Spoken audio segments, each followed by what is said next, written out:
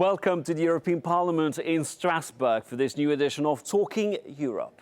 As French voters take part in the first round of the presidential election, I've invited two MEPs, one from Portugal and one from Germany. They will tell me what they expect from the next French president.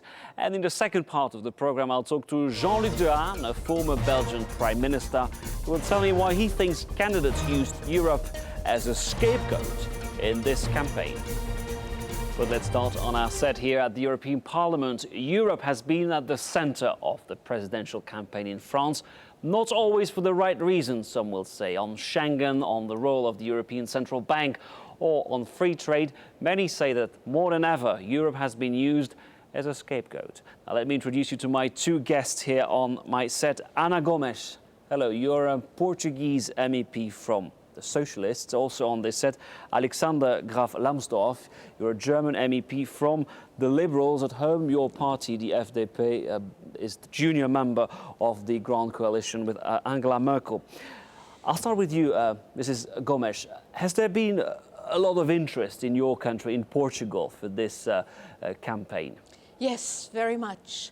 We have the sense that a lot about the future of Europe depends on what is going to happen in France in these elections. Whether the left will be able to rebalance the current trend, which is led by the right, which is neoliberal and which is actually deepening the crisis and making the citizens be quite unhappy and non-believers in Europe.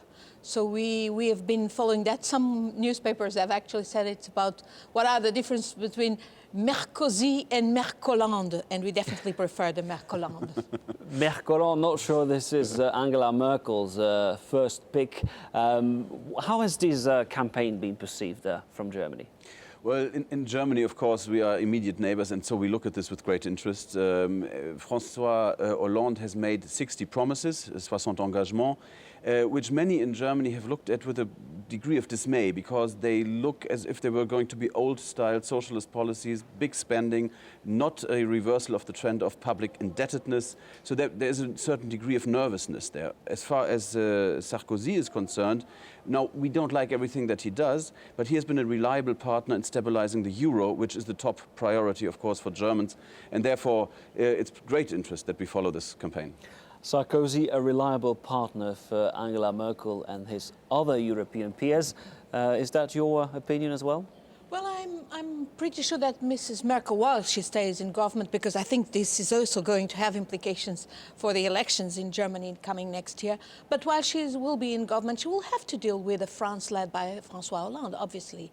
And I hope that France will be indeed more relevant in European terms. So you're utterly convinced that Mr. Hollande will win the election? Because Mr. Sarkozy has actually delivered nothing, not just for France, but even for Europe. Even when he has had good ideas and he has put them forward, I recall that he was one of the first to talk about the need for fiscal harmonization, to fight tax havens and all that. But then he didn't deliver, he didn't pursue these ideas. And look at the situation where Europe is and where France is. And what do you respond to Mr. Lambsdorff when he says Hollande's program is old school, it's not adapted for Not at all. Our Hollande times. knows, like all the socialists in Europe, that of course this crisis means that we need to change paradigm. We need to change from this materialistic consumerism. We need to get rid of this folly of expenses that were very much triggered by the greediness of the financial system.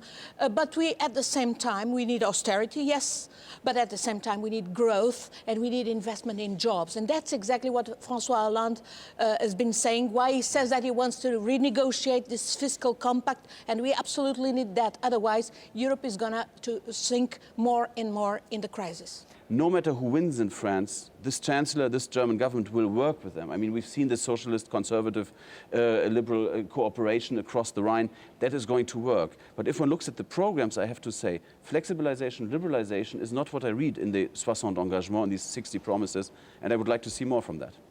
I think what is relevant is indeed these ideas that François has been putting forward on what we need for growth and employment. We need, and this cannot be sorted out in any European country alone. So we need this entente, but not the way it has been played by Merkel and Sarkozy, actually bypassing the Commission, bypassing the community method. We need, indeed, a France that is relevant in this axis between France and Germany at the heart of Europe, but doing all that is necessary to relaunch growth and to counter these terrible imbalances that have been growing since we joined the euro. And it's not the euro that is wrong, it's the fact that we don't have the mechanisms to support the euro. And one of the main points made by François is indeed the role of the European Central Bank acting as a real central bank, because now it's so perverse. You see, the central bank is lending money at 1% to the banks and not lending to the governments who need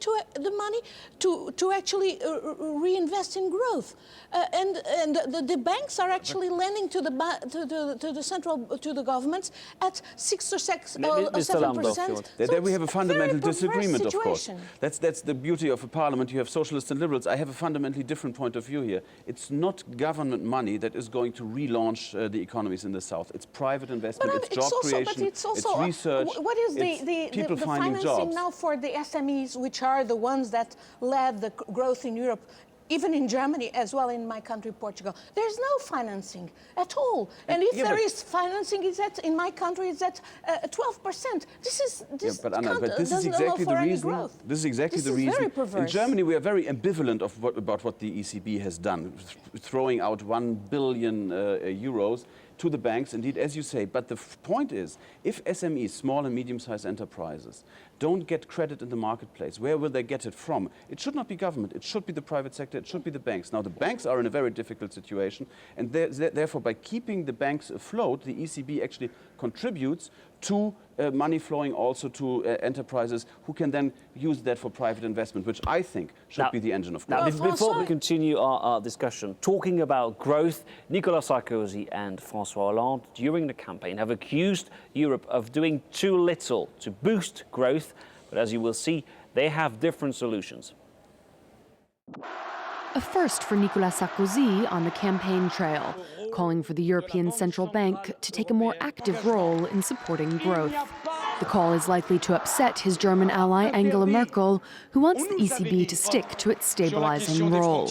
The ECB's mandate has been to maintain price stability and budgetary discipline and prevent extreme inflation, though it has waded into the Eurozone crisis by buying the bonds of troubled countries and injecting cash into Europe's banking system.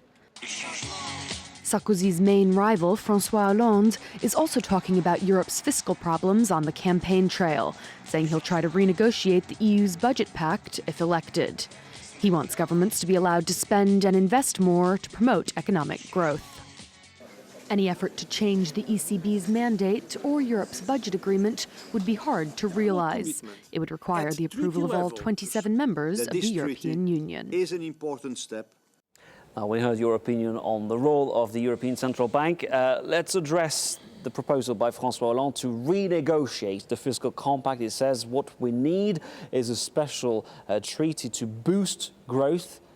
Do you share his view? No, I think that is a fundamental flaw in the entire French socialist campaign. There is a principle in international law that's called pacta sunt servanda, i.e. that means a treaty that has been negotiated by a previous government is respected by governments that come into office at a later stage. So for Hollande to put the fiscal compact, the program to solidify and public finances in Europe and to make them to come to balanced budgets, I think is a very dangerous precedent. We should not go down that road. If François Hollande wants to take a new initiative, he's most welcome to do it, negotiate it with his European partners, no problem. But he should not go back to texts that have been negotiated under great Ana Gomes, do you agree it is a dangerous move? It will send the wrong signal to the market? I actually think that the fiscal compact, such as it is not feasible. It has many problems, even constitutional problems from the European point of view, namely the resource to the European Court.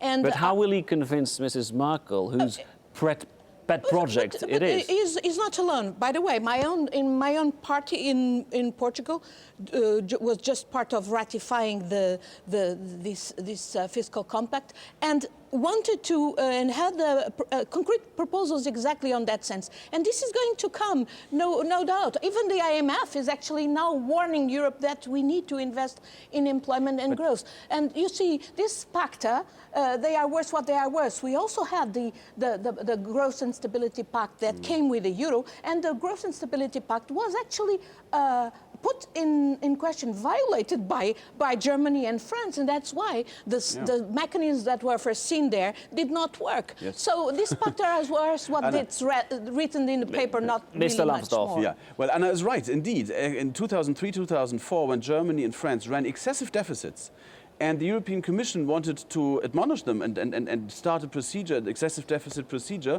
It was the old Orwellian principle that all are equal, but some are more equal than others, that led Gerhard Schröder, for whom I don't have much sympathies, as I said before, and Jacques Chirac, together to attack the European institutions for doing their job.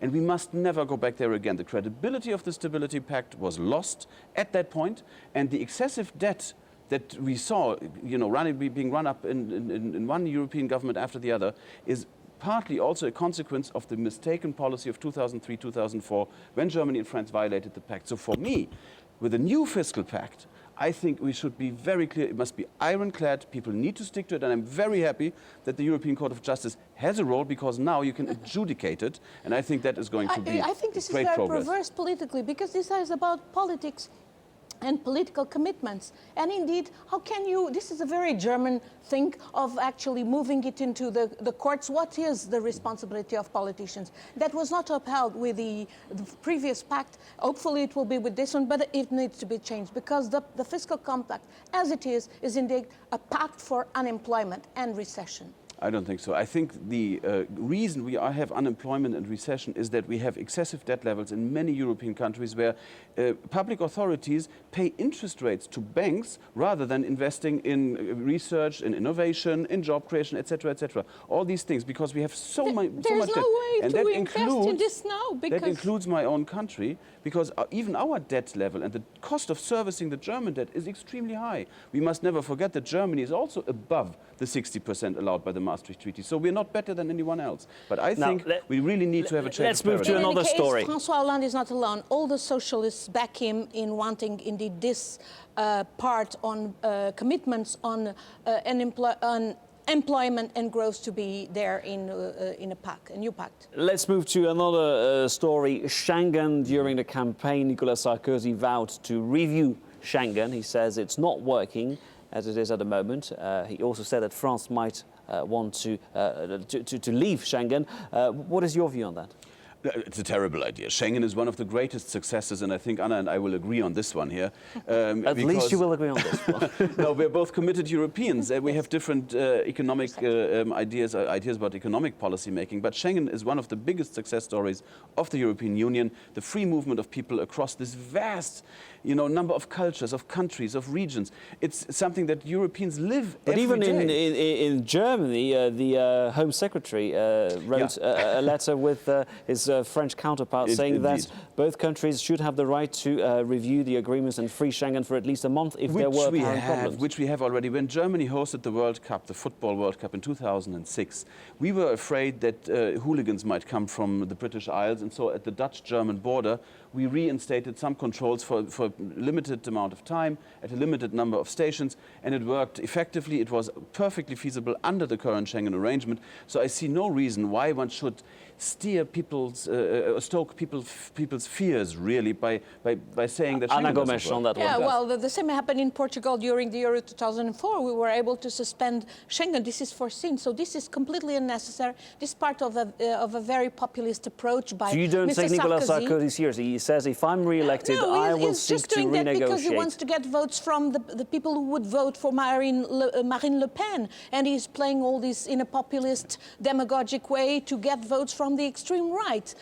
What even galls me more in that letter that you just mentioned, signed by Claude Riguin, the French Interior Minister, and the German Interior Minister, is that they actually, at the same time, they also attack the Commission. And this is something which has been a constant cognizant of the way Sarkozy has acted, also with Merkel, in Europe, and is putting in question the authority of the Commission. This is not what is to be done by good Europeans. And one last question. We also have to talk, of course, although we don't have time to do so, about the rise of Eurosceptic parties in France.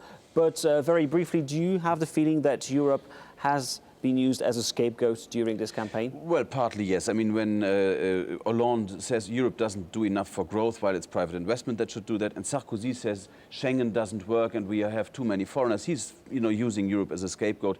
I think we need to improve Europe. There's absolutely no doubt about it. This is what we are working on, fighting over certain things and agreeing on others.